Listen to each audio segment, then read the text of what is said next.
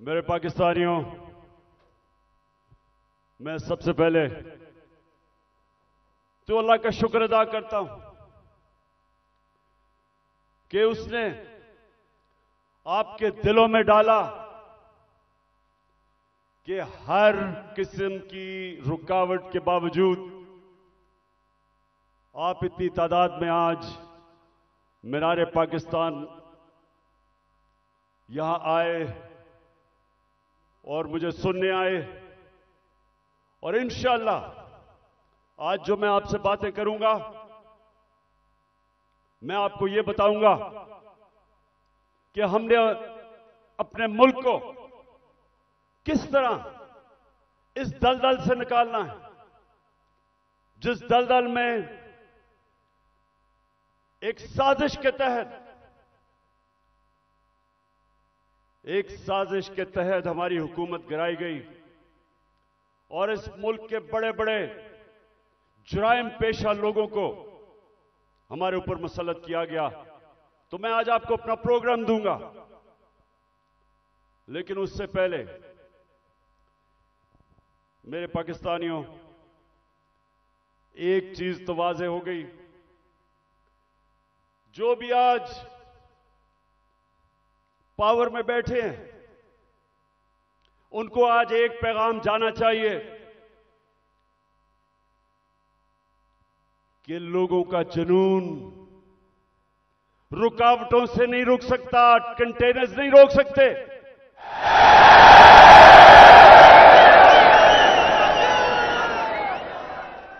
एक अंग्रेजी में एक मुहावरा है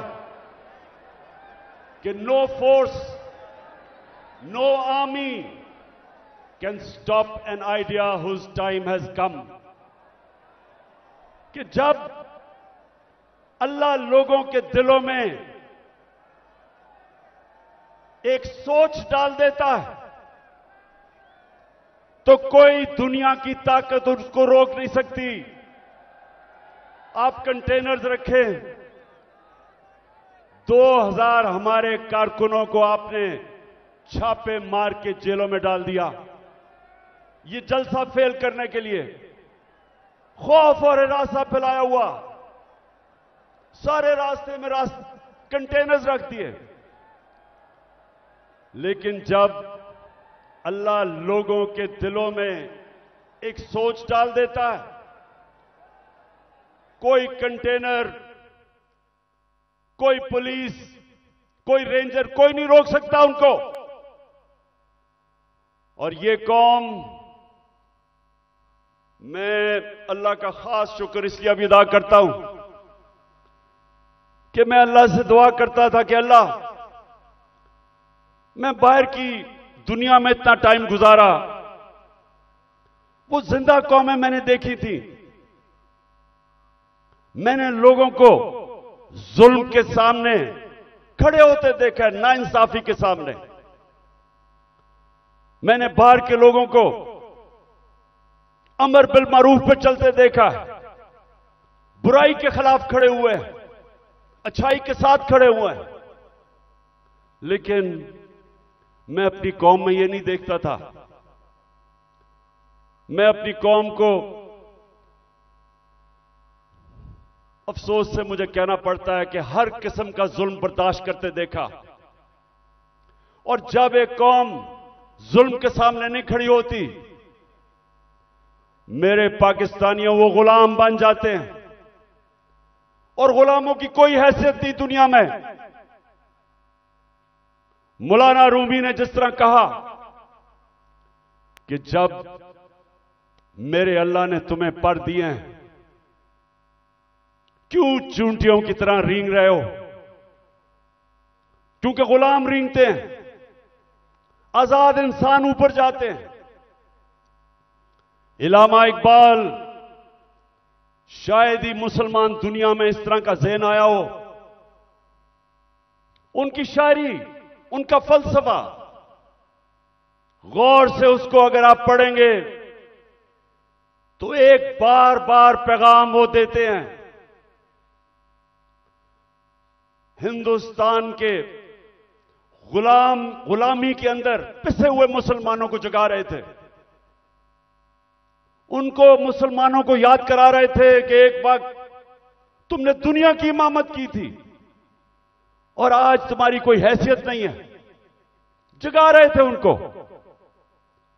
सारा वक्त मुसलमानों को समझा रहे थे कि सिर्फ आजाद इंसानों की हैसियत होती है।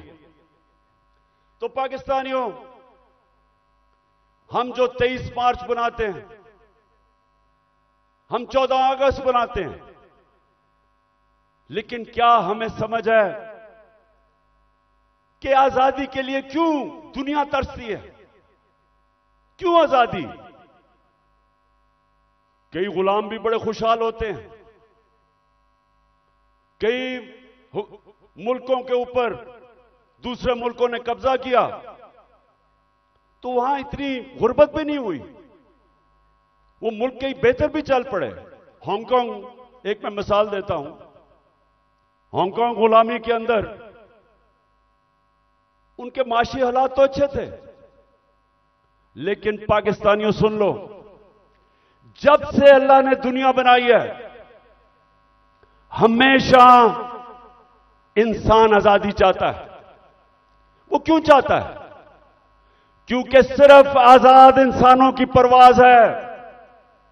कभी आज तक सुना है कि किसी गुलाम इंसान ने, गुलाम ज़हनियत के इंसान ने, या किसी मुल्क जो गुलाम हो, कभी सुना है कि उसने कोई बड़ा काम किया हो?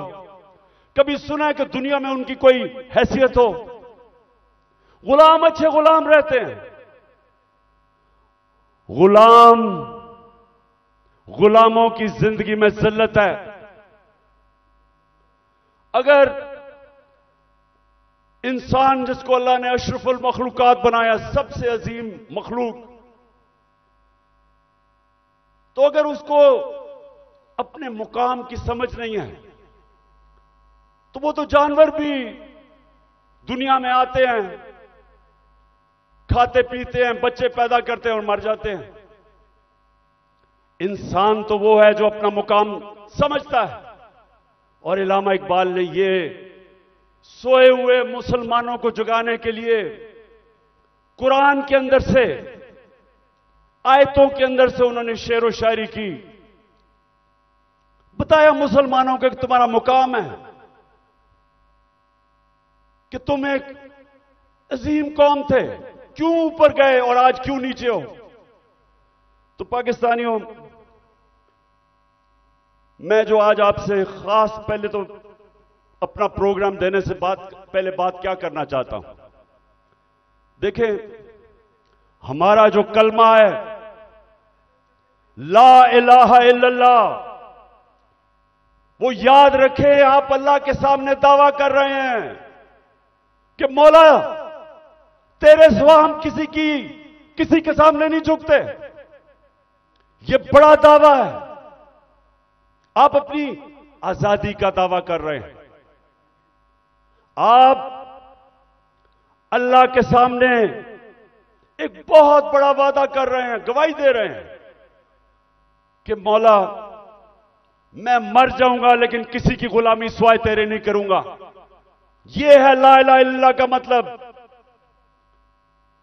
और जब मेरी नजर में, मैं कोई इस्लाम का आलिम नहीं हूं, लेकिन मेरी नजर में जब एक इंसान किसी और इंसान के सामने झुकता है, जब किसी बुत की पूजा करता है, और मेरी नजर में सबसे बड़ा बुत खौफ का बुत है, जब वो खौफ की गुलामी करता है, वो इंसान जो कुरान में कहते हैं, अल्लाह कहता है कि जब इंसान गिरता है जानवरों से भी नीचे चला जाता है। तो मेरे पाकिस्तानियों, यहां 23 मार्च 1940, 23 मार्च 1940 मेरे सबसे पाकिस्तान के अजीम लीडर कायदे आजम, उन्होंने एक बहुत बड़े ख्वाब पाकिस्तान की रेजोल्यूशन पास की थी। मेरे वालिद इकरामुल्लाह खान न्याजी इसी मिंटो पार्क में वो सुन रहे थे, और वो भी इस ख्वाब की कि जी पाकिस्तान बनेगा। हालांकि तब कोई नहीं समझता था कि हमारा पाकिस्तान बनेगा। कायदे आजम जब पाकिस्तान में, जब अभी पाकिस्तान नहीं बना था, जब कराची में पाकिस्तान बनने से 3 हफ्ते पहले जब वो कराची आते हैं तो अपने असिस्टेंट एडमिरल एहसन को कहते हैं, ये एडमिरल एहसन अपनी डायरीज में लिखते हैं, वो कहते हैं कायदे आजम कहते कि मैं नहीं समझता था मेरी जिंदगी में पाकिस्तान बनेगा। बड़ा मुश्किल था ये मुल्क बनना, बड़ा ख्वाब था। तो आज हम अपने आप से पूछें कि क्या इस पाकिस्तान के लिए ये कुर्बानियां दी थी लाखों लोगों ने? हम जब बड़े हो रहे थे तो नहर के ऊपर जिधर हम रहते थे, वहां मेरी वालदा बताती थी कि जब पार्टीशन हुई तो जो कत्लेआम हुई बॉर्डर के ऊपर, कहती वहां औरतें आई हुई होती थी, 10-15 औरतें इकट्ठी, आदमी कितने सारे आदमी कत्ल हो गए। सारा कोई कहानी थी कि जी मेरी बेटी उठा के ले गए, बच्चे मार दिए। यानी ऐसी दर्दनाक कहानियां थी कि किस खून की कुर्बानी से यह मुल्क बना था। और वो सब आते थे कि जी एक ख्वाब लेके आए थे पाकिस्तान का। तो हमें आज मेरे पाकिस्तानियों पूछना चाहिए अपने से कि किधर हम गलत गए, क्या वजह है कि ये वो एक अजीम मुल्क नहीं बन सका। तो मैं आज आपको सबसे पहली बात ये बताता हूं, इसलिए नहीं बना कि हम कभी आजाद ही नहीं हुए। अंग्रेज तो चला गया, लेकिन जो हमारे मुल्क के ऊपर मुसल्लत हो गए लोग, उन्होंने तो कभी आजाद नहीं किया पाकिस्तान को। और आजादी होती क्या है? एक तो होती है कि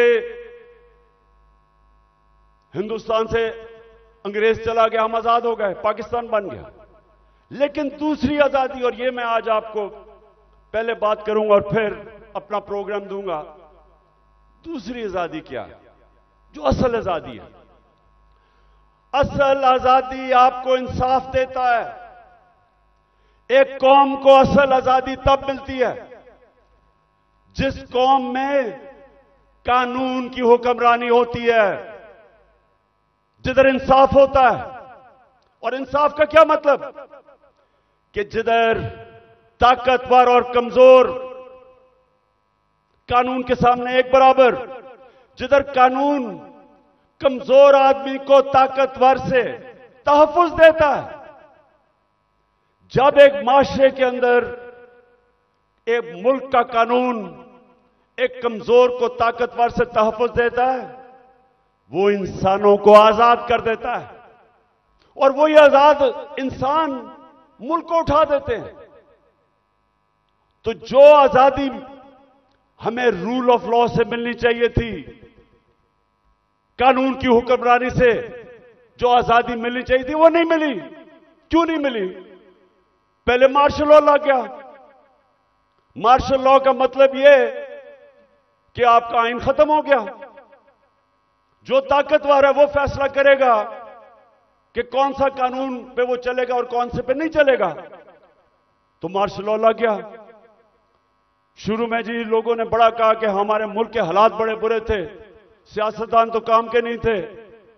तो चले जी ठीक है, मार्शल लॉ लग गया, हमें खतरा था हिंदुस्तान से। उसके बाद जैसे ही पॉलिटिक्स वापस शुरू हुई, हमारी बदकिस्मती यह कि जो हमारे डेमोक्रेट्स आए, उन्होंने भी कभी कानून की हुक्मरानी नहीं की। वो खुद अपने आप को कानून के ऊपर कर दिया। जब मार्शल लॉ आता था, कानून खत्म, आइन खत्म। लेकिन जब हमारे लोग जो डेमोक्रेट्स अपने आप को कहते थे, उन्होंने भी कानून को नहीं चलने दिया, अपने लिए एनआरओ ले लिया, बाकियों को चोरों को बेशक पकड़ो लेकिन हम कानून से ऊपर है। तो जब कानून की हुक्मरानी नहीं आई पाकिस्तान में, लोग तो आजाद नहीं हुए, तो यहां जंगल का कानून रहा है। जो ताकतवर है वो जो मर्जी कमजोर के खिलाफ करे, वो कमजोर बेचारा बेबस है, क्योंकि मुल्क का कानून उसकी हिफाजत ही नहीं करता और इसलिए लोग गुलाम रहते हैं। आज आप अपने पाकिस्तानी जो यहां से गए हैं बरतानिया, जो यूरोप गए हैं, जो पाकिस्तानी मुल्क से बाहर गए हैं, उन मुल्कों में जिधर हकीकी जमहूरियत है और हकीकी आजादी है, पूछे उनसे कि क्या उनके मुल्क में कब्जा ग्रुप होता है? कब्जा ग्रुप वो होता है जो ताकतवर कमजोर की जमीन पे कब्जा करता है और कानून बेबस होता है। जिस मुल्क के अंदर ताकतवर कमजोर के ऊपर जुल्म कर सके उनको बनाना रिपब्लिक्स कहते हैं, और जो मुल्क खुशहाल हैं, जिधर हम कोशिश करते हैं यहां से लोग वीजा लेके जाने के लिए, वहां क्या फर्क है? उधर एक लफ्ज इस्तेमाल आजकल हो रहा है, level playing field. Level playing field का मतलब यह नहीं है कि इमरान खान के हाथ पीछे बांध लो और दूसरे को सारा इंतजामिया सारी उसकी मदद करे और तब इलेक्शन लड़ाओ। लेवल प्लेइंग फील्ड का मतलब होता है कि कमजोर और ताकतवर कानून के सामने बराबर। इसलिए वो माशरे खुशहाल हैं। हमारा मसला क्या है? हमारा मसला यह है कि हमारी बदकिस्मती है। बेचारे गांव के अंदर जाओ,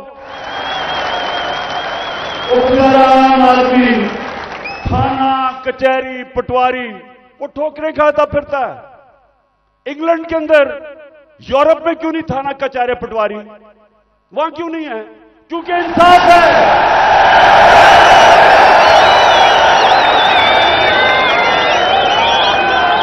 उधर का निजाम आजाद मुल्क है, वो लोगों को आजाद किया हुआ है, इसलिए वो खुशहाल हैं। वहां बेचारा, मैं गांव में, अब मियां वाली में जब मैं गया पहली दफा आज से 26 साल पहले पॉलिटिक्स के लिए, तो मुझे पहली दफा समझ आई कि बेचारा क्यों गरीब आदमी जकड़ा हुआ है, कमजोर आदमी। उसके घर चोरी हो, ताकतवर चोरी करवा दे, उसी के ऊपर पर्चा कर दे पुलिस, वो बेचारा ठोकरें खाता फिर रहा है। आजकल तो मैं अदालतों में जा रहा हूं तो मेरे ऊपर, आपको पता है या नहीं कि मेरी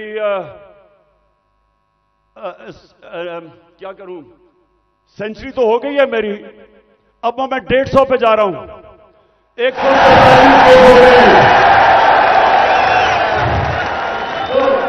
वो बेचारे, अब मैं देखता हूं कि शुक्र अल्लाह ने मुझे कम से कम वकील दिए, मेरी पार्टी के वकील है जो साथ जाते हैं। वो बेचारा गरीब आदमी क्या करे?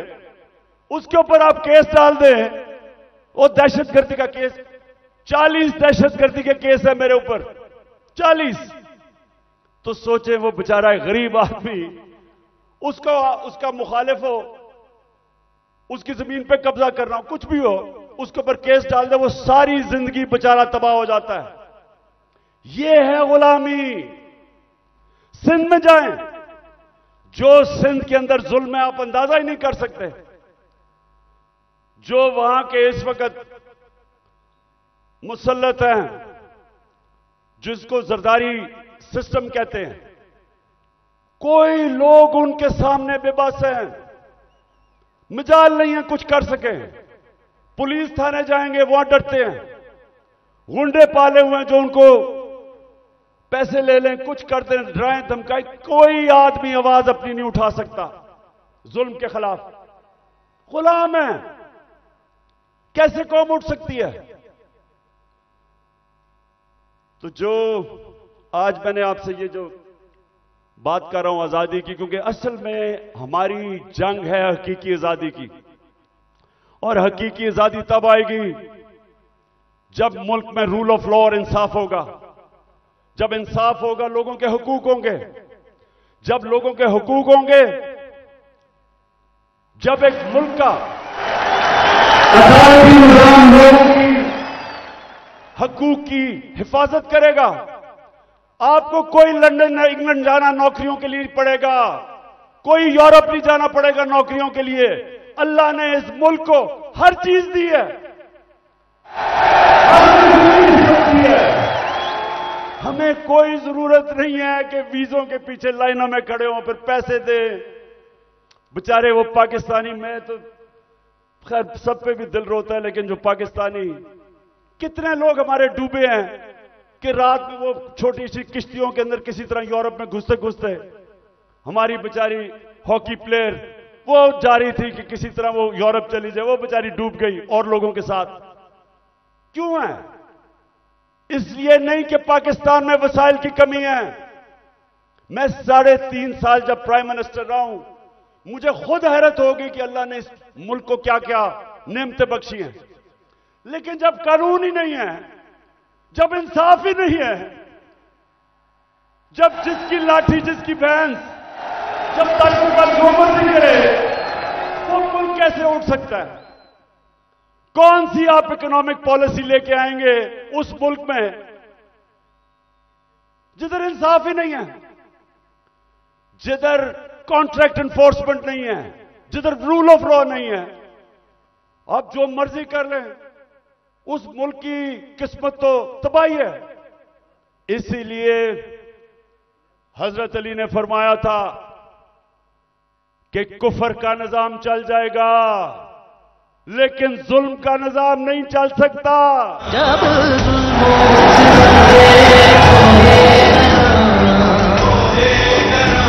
रुई की तरह उड़ जाएंगे हम महकूम के पांव तले, ये धरती धड़ धड़ धड़केगी और रहले हुक्म के सहरुख पे जब बिजली कड़कड़ कड़केगी हम देखेंगे। अच्छा मेरे पाकिस्तानियों, मैं एक तारीख का तालिब इल्म हूं। मैंने शुरू में जैसे मैं प्राइम मिनिस्टर बना, मैंने अपनी कौम को समझाने की कोशिश की कि मेरा जो अल्लाह है,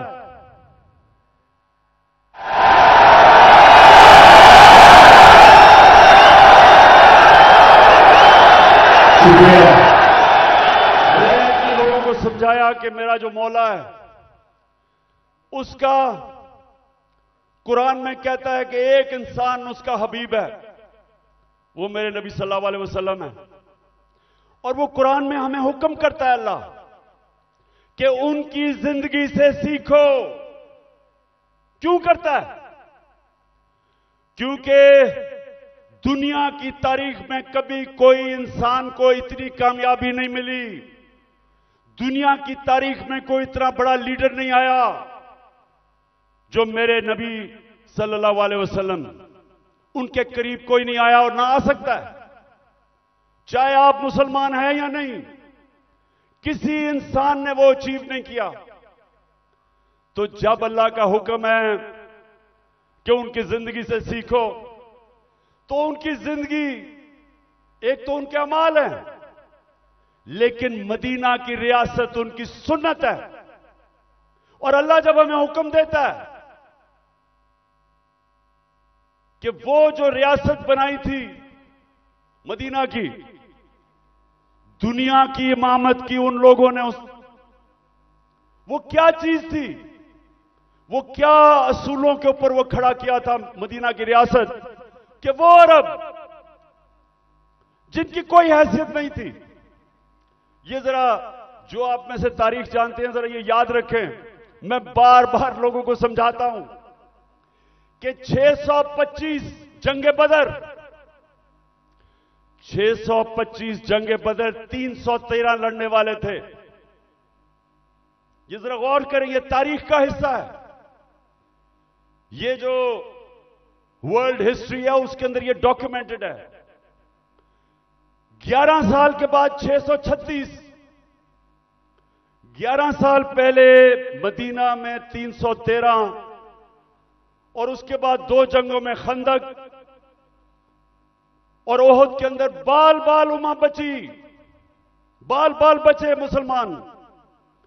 लेकिन 636 जो वो उस वक्त की दुनिया की सुपर पावर थी, रोमन एम्पायर, बेजेंटाइन एम्पायर, वो 636 में यारमुक की जंग में घुटने टेक देता है, सिर्फ 11 साल के बाद। यह तारीख है। और दूसरी सुपर पावर जो पर्शियन एम्पायर था, वो 637 में कुदसिया में घुटने टेक देता है। तो मैं आज अभी भी हैरत होती है कि क्यों नहीं हम सीख रहे कि वो क्या असूल थे कि उन्होंने उन अरबों की हैसियत नहीं थी, 2 सुपर पावर थी, उन्होंने दुनिया की इमामत की।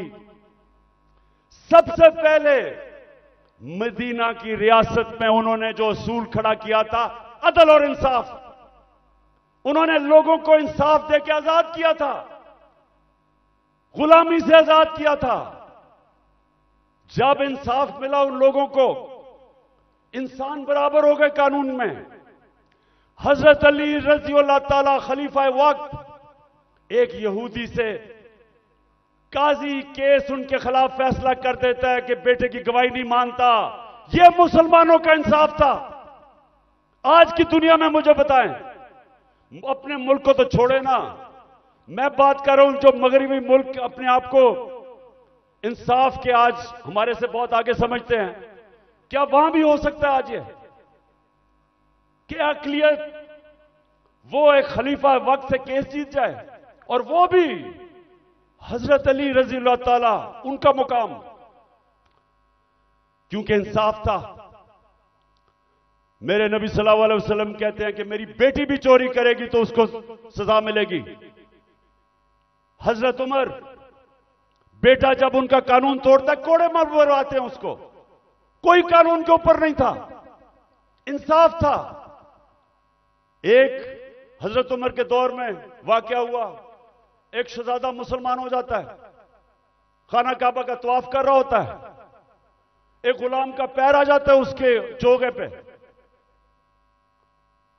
वो मारता है उसको, गुलाम को। गुलाम जाके हजरत उमर को बताता है, हजरत उमर उस शहजादे को बताते हैं कि तुमने ये किया था। हां, उसने कहा इसकी जुर्रत है। गुलाम को कहते हैं वापस मारो इसको। वो शहजादा दीन छोड़ के चला जाता है, लेकिन ये चीज कायम हो जाती है कि कानून के ऊपर कोई नहीं है। तो पाकिस्तानियों, अपनी तारीख से सीखो, सीखो। और ये जो आज मैं आज आपको उस नए दौर की तरफ लेके जा रहा हूं कि जब तक इस मुल्क में कानून की हुक्मरानी नहीं आएगी, हमारी जिंदगी में जिल्लत है। वो प्राइम मिनिस्टर भीख मांग के फिर रहा है, ठोकरें खा रहा है।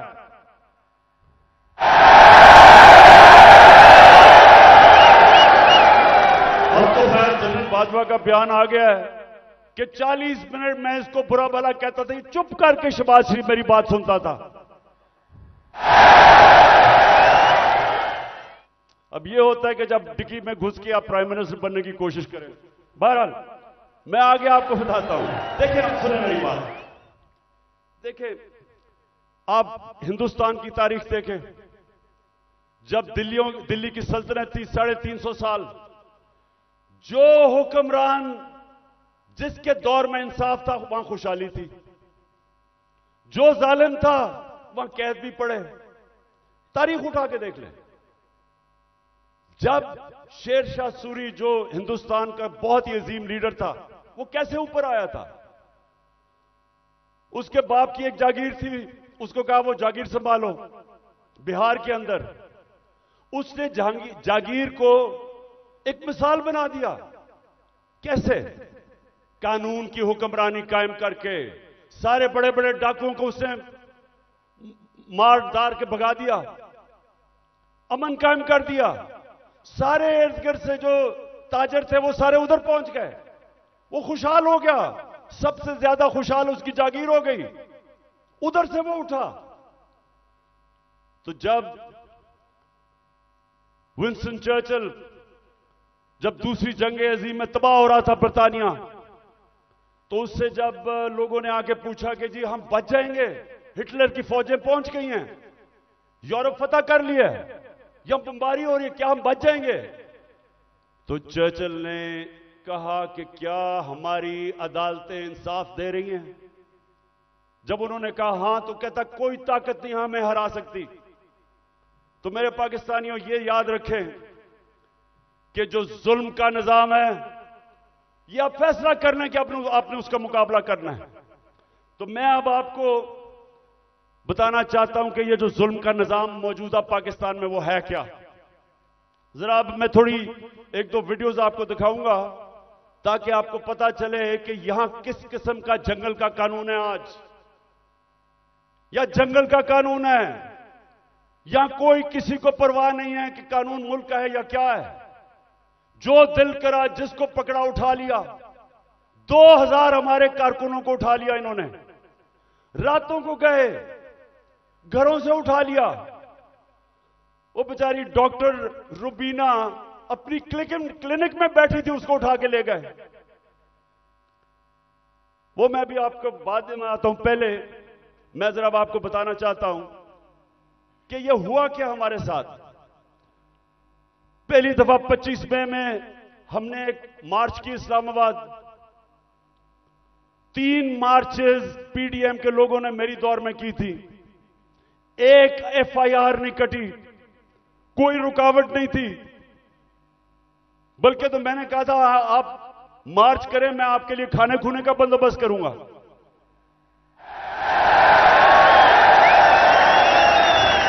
और मुझे बेचारे बिलावल पे बड़ा अफसोस था, वो मुझे डर था रोई ना पड़े, तो मैंने कहा मैं तुम्हारे लिए खाने का बंदोबस्त कर दूंगा।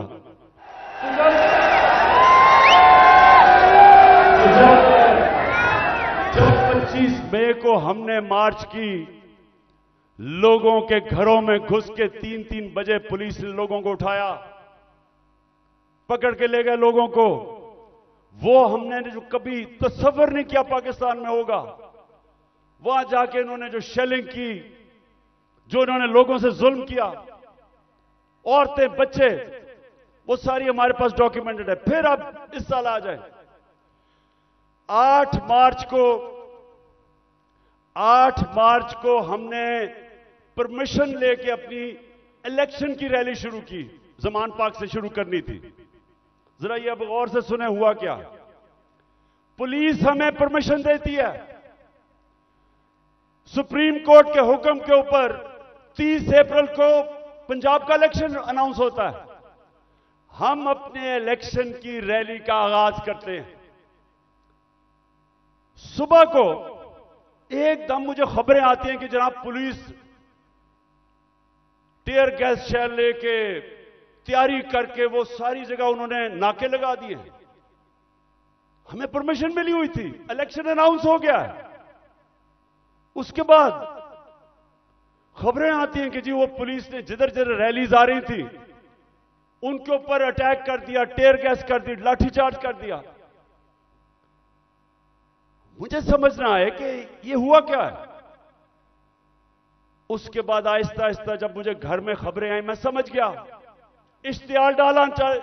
इश्तियाल कर हमारे लोगों को उसमें डालना चाहते थे। मैंने रैली खत्म कर दी। मुझे डर था कि ये तसादम चाहते हैं, क्योंकि इलेक्शन नहीं चाहते। जो इलेक्शन चाहता है वो तसादम, वो फसाद तो नहीं चाहेगा। इलेक्शन जो नहीं चाहते, जो डरे हुए हैं, जो भाग रहे हैं, वो उनकी कोशिश थी कि किसी तरह फसाद हो और इलेक्शन आगे चले। मैं कैंसिल कर देता हूं, अगले दिन फिर अनाउंस करते हैं, फिर इजाजत नहीं देते, फिर कैंसिल कर देते हैं।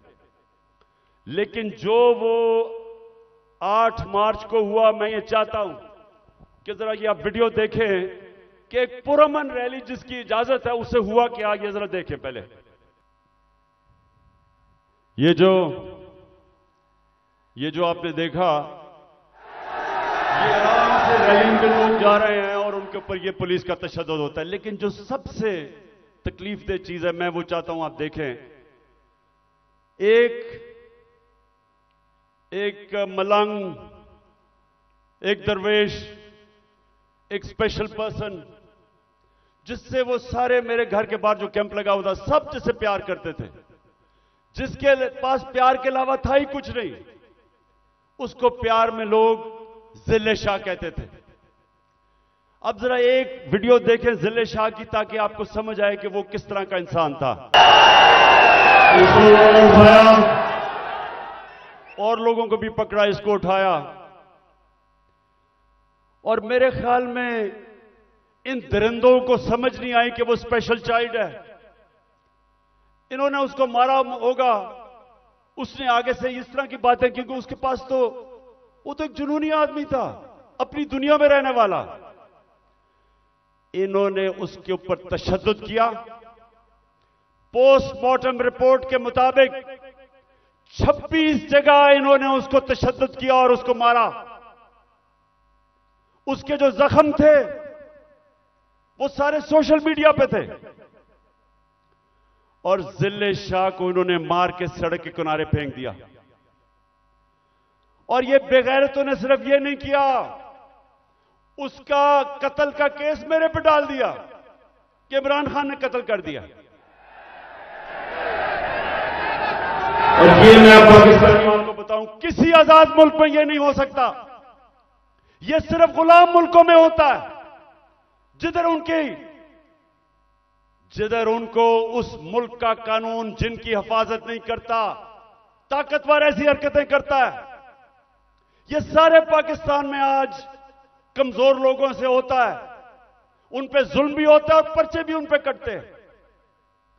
ये जिले शाह को जिस बेदर्दी से इन्होंने कत्ल किया, मेरे पाकिस्तानियों, मैं तो अल्लाह के सामने ये वादा कर बैठा हूं कि अल्लाह मुझे जिंदगी दे, जिन्होंने इसको कत्ल किया था, इनको इस मुल्क में कानून के तहत, वैसे नहीं, दिल तो मेरा करता है वैसे इनको बंदोबस्त करूं, लेकिन कानून के तहत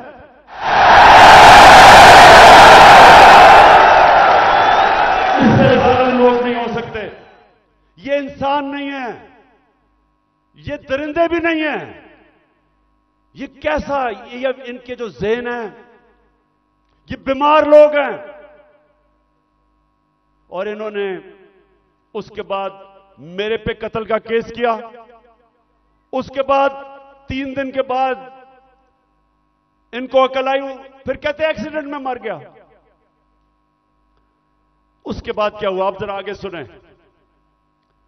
उस दिन यह हुआ 14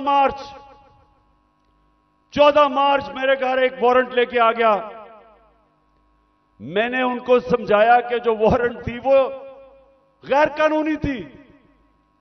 मेरे पास बेल थी 18 मार्च की, जो मैंने पहले ही फैसला किया था कि मैंने इस्लामाबाद जाना है अदालत में।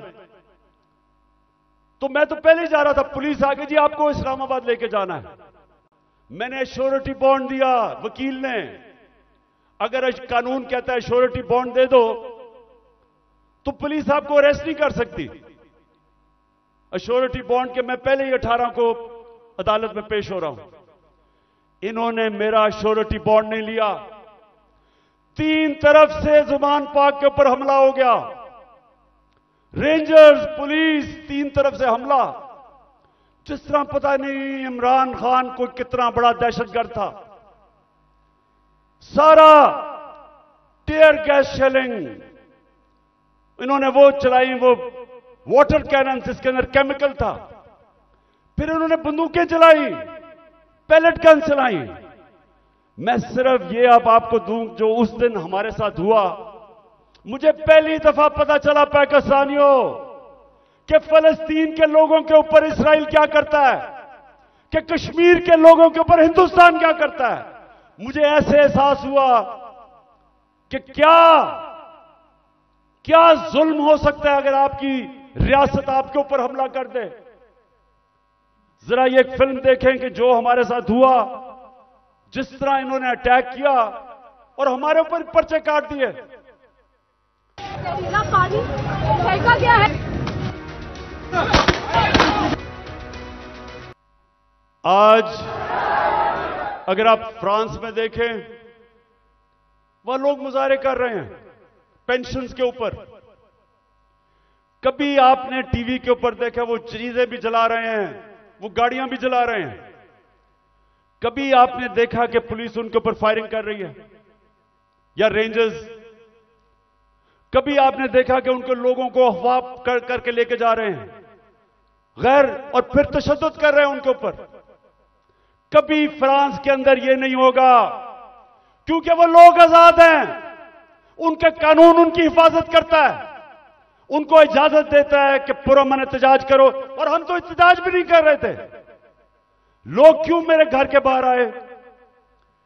क्योंकि लोगों को पता था कि ये मुझे अरेस्ट जो करने आए हैं वो गैर कानूनी है, और लोगों को यह भी पता था कि ये जेलों में डाल के तशद्दुद करते हैं। सारे लोगों को पता था कि जो आजम स्वाति से क्या किया, जेल में डाल के कपड़े उतारे, तशद्दुद किया एक 75 साल आदमी को। कोई शर्म नहीं इनको आई। क्या पाकिस्तान का आईन राइट टू डिग्निटी देता है? किसी को इजाजत नहीं देता कि किसी को नंगा करके उसको जलील करो, उसकी वीडियो बनाओ। उससे पहले शहबाज गिल, उसको उठा के ले गए, 2 दिन उसको पकड़ के उल्टा लटकाया, उसको नंगा किया, उसके ऊपर हर किस्म का तशद्दुद किया।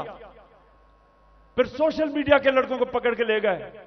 कितने लड़कों को लेके गए, उनके ऊपर यही उन्होंने किया। पता नहीं इन बेगैरतों को नंगा करने का क्या शौक है।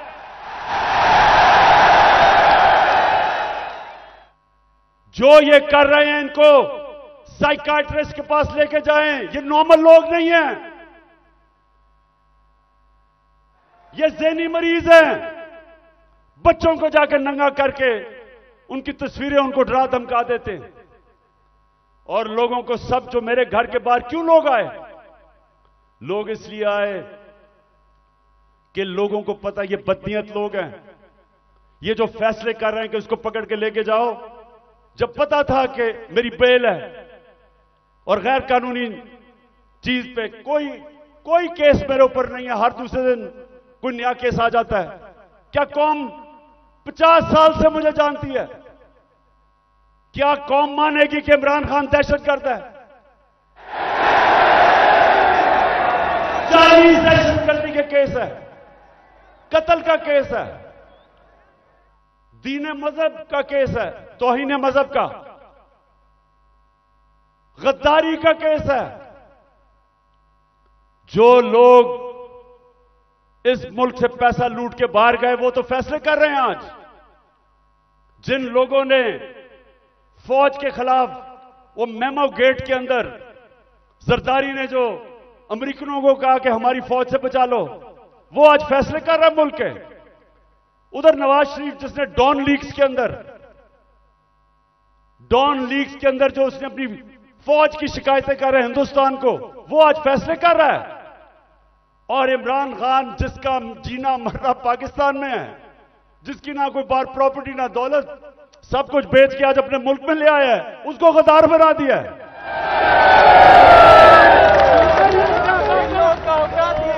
तो लोगों ने, और मैं आपको एक और वाकया बताऊं, इतनी 26 घंटे मेरे घर के ऊपर हमले हुए, आखिर में इतनी टेयर गैसिंग की, रेंजर्स आ गए, 72 बंद गाड़ी ले आए मेरे घर के बाहर, आर्मड कार, कि पता नहीं कलभूषण से भी ज्यादा बड़ा कोई गद्दार बैठा हुआ है वहां। तो आखिर में लड़के थक गए, वो सारे डरे हुए थे कि इनकी नीयत ही नहीं ठीक। पहले इन्हीं लोगों ने तो पहले मुझे कत्ल करने की कोशिश की है, अब यही लोग अब मुझे जेल में लेके जाएंगे, सब डरे हुए थे। तो मैंने जब सुबह आखिर में इन्होंने एक इतनी बड़ी वारदात की जो आर्मर्ड कार के साथ आ गए। तो मैंने उनको सबको कहा, 50 लड़के रह गए थे, मैंने उनका देखो बात सुनो, मैं यहां खून नहीं चाहता, तो मैं अपना बैग पैक किया हुआ था, मैं क्या मैं जा रहा हूं, मैं अपने आप को हिरासत में देने लगा हूं क्योंकि मैं नहीं चाहता आपका किसी का खून हो। वो सामने लेट गए, उन्होंने कहा हमने नहीं जाने देना कि ये आपको मार देंगे। और जो इन्होंने किया है, हमारे लोगों को जिस तरह उठा के तशद्दुद किया है, वो ठीक कह रहे हैं।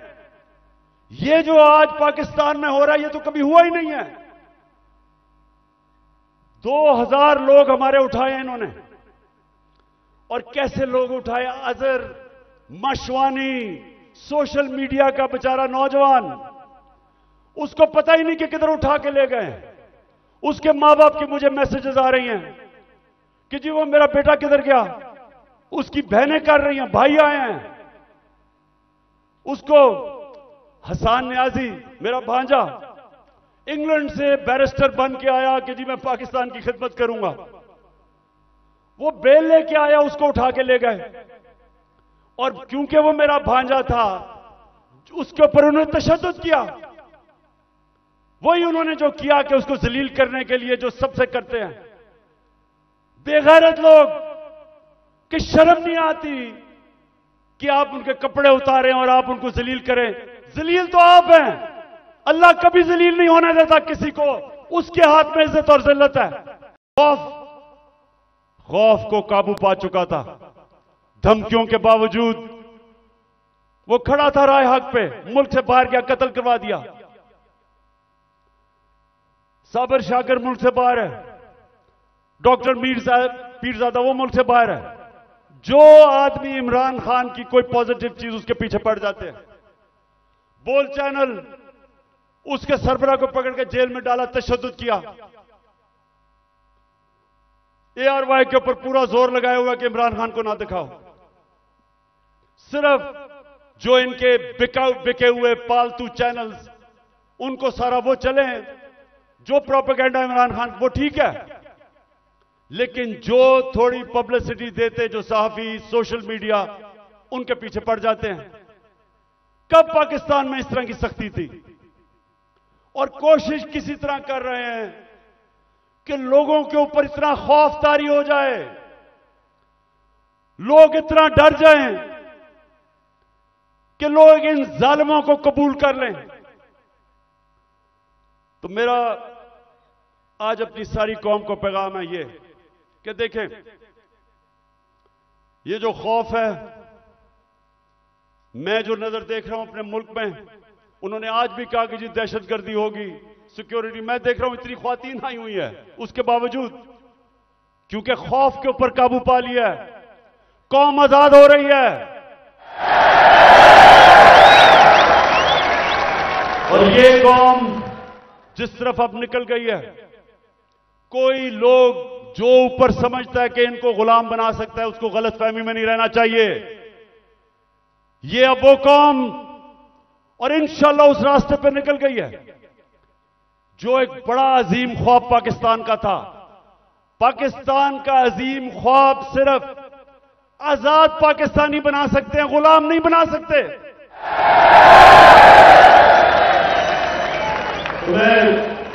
पहले तो मैं और भी बता दूं कि मुझे इतना अफसोस है जिस तरह के लोगों को पकड़ा। आमिर मुगल हमारा, उसके बच्चों को ले गए, वो हमारा कारकुन इस्लामाबाद में बच्चे पकड़ के ले गए उसके। ये कब हुआ है? और सिर्फ सारों को डरा धमका रहे हैं। इनका ख्याल था कि आज कोई आएगा ही नहीं मीनारे पाकिस्तान में, कि डर इतना हो गया, लोगों को डर हो गया है। अच्छा जी, मैं अब दूसरी चीज पे आता हूं।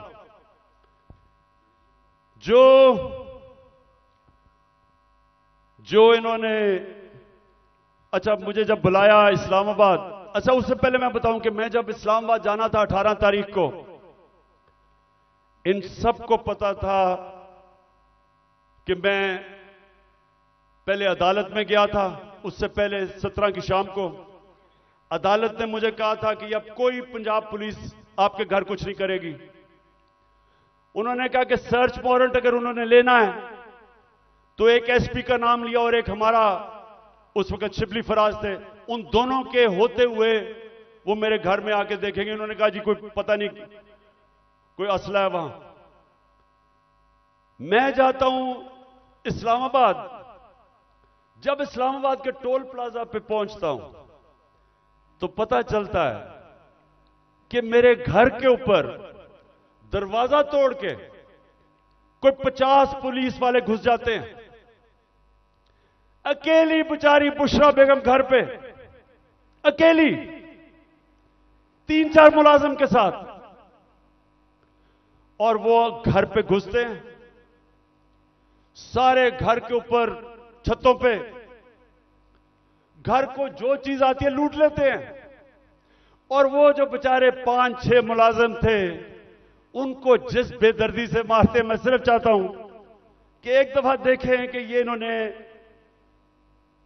एक आदमी छोड़ें कि इमरान एक्स प्राइम मिनिस्टर या लोग जानते हैं, किसी भी बाइज्जत किसी भी घर में अगर पता हो कि खामद घर नहीं है, बीवी एक दीनदार खातून पर्दादार, सोचें कि उसके घर में कभी ये आज तक पाकिस्तान में हुआ है कि ऑफिसर्स पाकिस्तानी अपने, मैं सबसे एक सवाल पूछता हूं कि आपके घर में अगर ये होता तो आप क्या तकलीफ होती, आपको होती या नहीं होती? अगर आप में गैरत हो और आपकी बीवी बेचारी अकेली घर हो और उसमें इस तरह के, और ये इंसान नहीं है, वो बेचारे 5-6 नौकरों को उठा उठा के मारा, जिस तरह किसी का बाजू तोड़ दिया, एक को बेचारे खसामे को पकड़ के जेल में ले गए हैं। ये किस मुल्क में होता है? ये किसी आजाद मुल्क में नहीं हो सकता। जिन मुल्कों के अंदर कानून होता है, इंसाफ होता है, किसी पुलिस की जरूरत नहीं है ये करने की। तो अगर ये मेरे घर पे कर सकते हैं, किसी के घर पे भी ये इस तरह अटैक कर सकते हैं। इसका मतलब कि यहां तो जंगल का कानून है, अगर आपके पास ज्यादा ताकत है आप कुछ भी कर दे। मैं पहुंचता हूं इस्लामाबाद, आप ये भी सुने, मुझे नहीं पता था कि इन्होंने प्लान बनाया हुआ है। मैं समझा मुझे पकड़ने अरेस्ट कर लेंगे, मुझे नहीं पता था कि वहां मारने का प्रोग्राम बनाया हुआ है। मैं वहां से जब जुडिशियल कॉम्प्लेक्स पे गया, सारे रास्ते टीयर गैसिंग कि किसी तरह इमरान खान अकेला हो जाए, लोग इसके साथ ना हो। लोग आके घरों से लोग निकल के साथ चलना शुरू हो गए, उनके ऊपर टीयर गैसिंग। अब मैं आखिर में पहुंचता हूं अपनी हाजिरी लगाने के लिए अदालत में।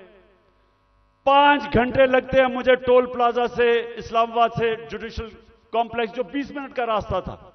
सारा रास्ता पुलिस और रेंजर्स के, जिस तरह कालभूषण से भी बड़ा, जिस तरह मैंने कहा कोई दहशतगर्द आ रहा है। 40 मिनट में बाहर खड़ा रहता हूं, और जब बाहर पहुंच रहा होता हूं तो ऊपर से पुलिस पत्थर फेंक रही होती है, लोगों को इश्तियाल दे रही होती है कि किसी तरह वहां तसादम हो, और तसादम के अंदर इमरान खान को कहें जी वो मुर्तजा भुट्टो टाइप कत्ल हो गया। जरा ये सोचें कि ये कभी किसी पाकिस्तान के पॉलिटिकल पार्टी के हेड से हुआ ये। अब पहले तो आप जुडिशियल कॉम्प्लेक्स से देखेंगे पुलिस पत्थर मार रही है। अब ये पहले पथराव कर रहे हैं, नीचे लोगों को इन्होंने इश्तियाल में डाला, और फिर मैं जब गाड़ी दरवाजा खोलता हूं तो सामने, आपके सामने, वो गाड़ी के सामने पुलिस देखे और वो मारना शुरू कर देती है। और फिर हमारा एक पीटीआई का एक कारकुन आता है मेरी गाड़ी में, और वो अंदर से आता है, कहता है जल्दी से निकलें, यहां अंदर सारा नामालूम अफराद कब्जा करके बैठे हुए हैं, सीटीडी की वर्दियों में वो हैं, और उनका कोई और, उनके अज़ाइम कुछ और हैं, और अल्लाह बचाने वाला है। कि हम बिल्कुल ठीक टाइम पे वहां से निकलते हैं। जब निकलते हैं तो आईजी इस्लामाबाद पुलिस वालों को गालियां निकालते, तुमने निकलने क्यों दिया। यह हो रहा है आज मेरे साथ। वापस आता हूं, पता चलता है जी एक और ऑपरेशन की तैयारी हो गई है। 1000 रेंजर तैयार बैठे हुए हैं, क्योंकि पुलिस अब झिझक रही है ज़मान पाक पे अटैक करने के लिए। तो 1000 रेंजर तैयार किए हुए हैं ज़मान पाक को फतह करने के लिए। तो वो मुझे पता चलता है, मैं टीवी पे आके लोगों को बताता हूं प्लान क्या है। प्लान तो मुझे अंदर से पता चलता है। जिस तरह जब मुझे कत्ल करने लगे थे तो मैंने 1.5 महीना पहले सारी कौम को बताया था कि इन्हें दीनी इंतहा पसंद के नाम पे वारदात करनी है, और वही हुआ। तो फिर मुझे तो अंदर से इंफॉर्मेशन थी कि इन्होंने क्या करना था। तो बहरहाल अब मैं आगे चलता हूं। जो 30 अप्रैल का इलेक्शन उन्होंने डिले किया, ये कौम जरा गौर से सुन लो। अब ये जो मुल्क में अब जंगल का कानून आ रहा है और तकरीबन आ गया, ये जो इन्होंने किया है कि जब आइन कहता है कि 90 दिन में इलेक्शन होगा, जब पाकिस्तान का सुप्रीम कोर्ट कहता है कि 30 अप्रैल को पंजाब का इलेक्शन है, तो किस मुंह से इलेक्शन कमीशन ने कहा कि जी अक्टूबर में इलेक्शन होगा। हमारे पास जी कहते पैसे नहीं है। तो मुझे यह इलेक्शन कमीशन मुझे यह बताए कि मुल्क का तो तुमने वैसी तवालियां निकलता जा रहा है, तो अक्टूबर में किधर से पैसे आएंगे। तो इसका मतलब तो इलेक्शन होंगे नहीं। कभी इस तरह का सुना है किसी महजब माशरे में कि आइन कह रहा है कि इलेक्शन होंगे और यह कहते पैसे नहीं है जी इसलिए इलेक्शन नहीं। झूठ बोला कि जी आईएमएफ कह रहा है। आईएमएफ ने तस्दीक की कि हम नहीं कह रहे। तो कोशिश क्या है इनकी, इलेक्शन से भागो। अगर आइन तोड़ना पड़ता तो तोड़ो। किसी तरह इमरान खान इलेक्शन के में जीत के इक्तदार में ना आ जाए, बस ये 1 पॉइंट एजेंडा है।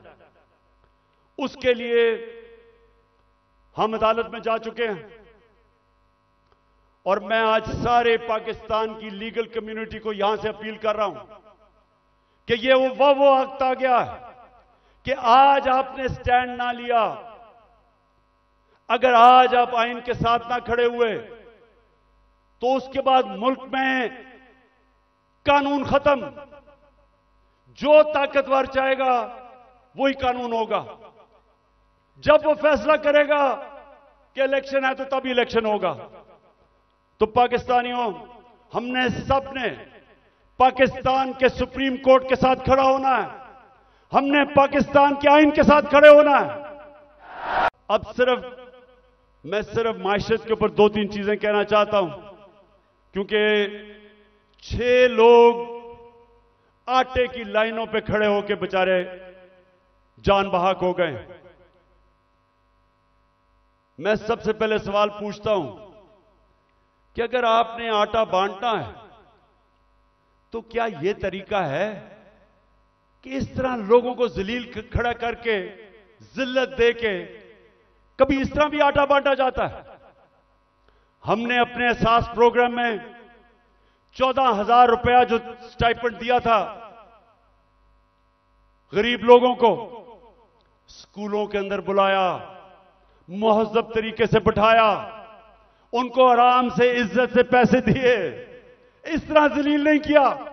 मैं आज सिर्फ यह सवाल पूछना चाहता हूं कि कौन सी ऐसी चीज, क्या क़यामत आ गई कि हमारे पिछले अप्रैल के अंदर जब हमारी हुकूमत थी 1 किलो आटा 55 रुपए का था, आज 115 रुपए का गवर्नमेंट का रेट है और बाजार में 155 रुपए का मिल रहा है 1 किलो। क्या हुआ? कौन सी क़यामत आ गई कि 3 गुना ज्यादा आटा बढ़ गया? वो आजकल इंटरव्यू देते हैं तो एक इंटरव्यू में कहा उसने कहा इमरान खान बड़ा खतरनाक था पाकिस्तान के लिए। शायद इसलिए उसने हटाया और इनको ले आया। तो मैं उससे पूछता हूं कि आज जरा मुझे ये सिर्फ इन सवालों का जवाब दे दे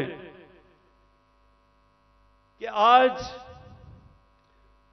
पहले मैं तेल पे आता हूं, आज दुनिया की आलमी मार्केट के अंदर जो तेल बिक रहा है वो $70 से $75 इस पे तेल बिक रहा है। हमारे दौर में $110 से $115 पे था। अब मुझे यह बताएं कि हम तो ₹150 लीटर डीजल और पेट्रोल तकरीबन ₹150 का बेच रहे थे। आज क्या हो गया है? आज होता है कि ₹293 का डीजल और ₹272 का पेट्रोल, तो दुनिया में तो तेल तकरीबन आधा हो गया है। तो हमें यह समझाएं कि आटा भी उस्मानों पे। आज जो पाकिस्तान की जो हर हफ्ते वीक ऑन वीक जो कहते हैं एसपीआई जो महंगाई है वो 47% पे पहुंच गई है। सारे पाकिस्तान के महंगाई के रिकॉर्ड टूट गए। हिंदुस्तान, जब हमारी हुकूमत थी तो हिंदुस्तान में महंगाई 5.5% थी, पाकिस्तान में 10% के करीब थी। तो आज ये बताएं कि हिंदुस्तान में तो महंगाई गई है 6.5% और पाकिस्तान में पहुंच गई है 31%। 3 गुना ज्यादा महंगाई हो गई है। तो लोगों से पूछे, तनख्वाहदार से पूछे कि उनके ऊपर क्या हुआ। हम जब थे डॉलर, पिछली मार्च में जब इन्होंने नो कॉन्फिडेंस किया था तो डॉलर कितना था? ₹178 का। आज पहुंच गया ₹283 का। यानी अगर आपके बैंक में पिछली मार्च अप्रैल में आपका ₹100 था तो वो ₹65 रह गया है। वो जो ₹100 था वो सिर्फ आज ₹65 की चीजें खरीद सकता है। तो मैं बाजवा से पूछता हूं कि मैं तो बड़ा खतरनाक था, तो ये बताएं कि ये किसको ऊपर बैठा दिया है कि पाकिस्तान घुटनों पे पहुंच गया है।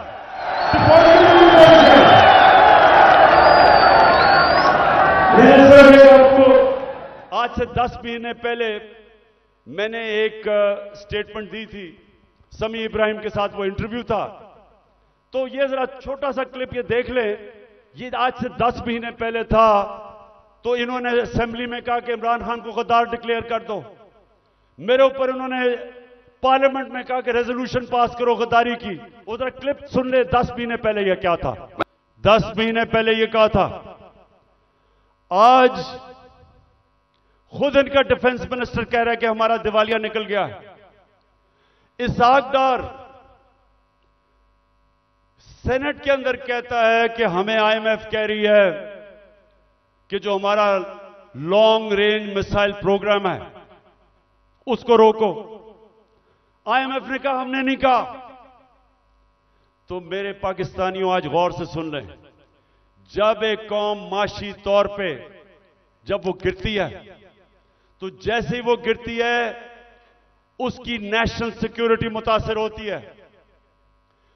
जब सोवियत यूनियन दुनिया की दूसरी बड़ी ताकत, सबसे बड़ी फौज, लेकिन जब माशी तौर पे वो गिरा तो वो टूट गया। हम भी आज उधर खड़े हैं। अगर हमने अभी जो मैं ये अब अगली बात आपसे करना चाहता हूं कि अगर मैं अपनी एस्टैब्लिशमेंट इस सारे पाकिस्तानियों को बताना चाहता हूं कि अगर अभी हमने इस मुल्क को ना संभाला ये सबके हाथ से निकल जाएगा। मैं आज अभी आपको अपना प्रोग्राम देने लगा हूं 10 पॉइंट का कि मैं आगे कैसे हमने मुल्क को निकालना है। तो मैं उससे पहले मैं आज पाकिस्तान की एस्टैब्लिशमेंट से सवाल पूछता हूं कि मुझे यह बताएं कि यह तो वाज़ेह है आपने फैसला किया हुआ है कि इमरान खान के ऊपर लकीर डाली हुई है। हमने जी इमरान खान को जीतने नहीं देना। ये सारा ड्रामा, सब कुछ, इलेक्शन डिले, ये सारा जो मेरे घर के ऊपर वारदात, लोगों को पकड़ा जा रहा है, मकसद एक है कि इमरान खान को हमने इक्तदार में नहीं आने देना। तो मैं आपसे पूछता हूं कि अगर चले ना आने दें, लेकिन अपना बताएं कि आपके पास कोई प्रोग्राम है? क्या आपके पास कोई प्रोग्राम है मुल्क को इस तबाही से निकालने का? क्या कोई रोड मैप है? मैं चैलेंज करता हूं कि ये जो ऊपर लोग बैठे हुए हैं, इनका कोई, ना इनके पास कोई अहलियत है, ना इनके पास नियत है। इन लोगों के तो सारे पैसे बाहर पड़े हैं। ये तो पाकिस्तान से जब मसला आता है ये बाहर भाग जाते हैं। तो इनके पास, अगर आप कोई समझते हैं कि ये मुल्क को संभाल सकेंगे जिस तेजी से हम नीचे जा रहे हैं, तो ये तो नहीं होने लगा। तो क्या आपके पास अगर और कोई प्रोग्राम है तो बताएं।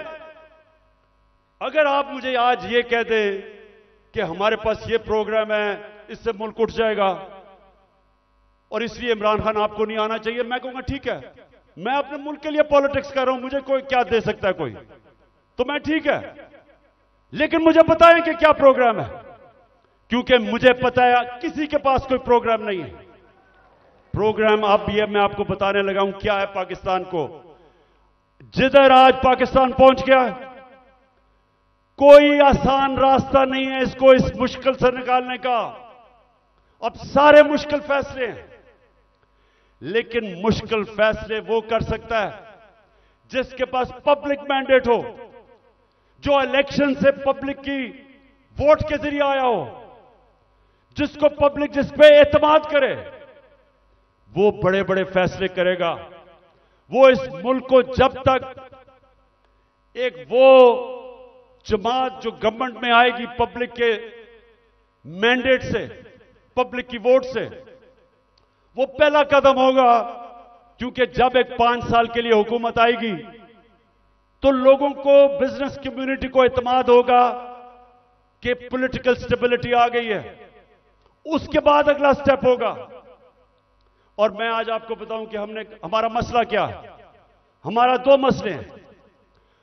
हम जितने भी पैसे टैक्स से इकट्ठे करते हैं वो काफी नहीं है, हमारे खर्चे बहुत ज्यादा हैं, हमें कर्जों के ऊपर किस्तें देनी पड़ती हैं, वो बढ़ती जा रही हैं।